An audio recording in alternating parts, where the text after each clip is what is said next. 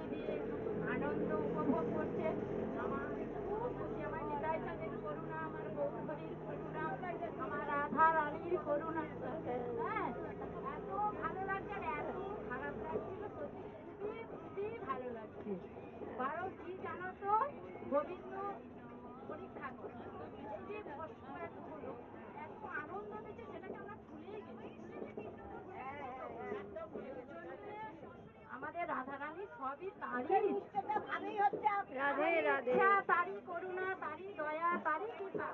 তার কৃপায় আমরা এখানে জগন্নাথ ধাম দর্শন করতে পেরেছি। রাধে রাধে। তার কৃপা না হলে কখনোই এই ধামে আমরা পদার্পণ হতে পারবো না। ঠিক, রাধারানীর কৃপা।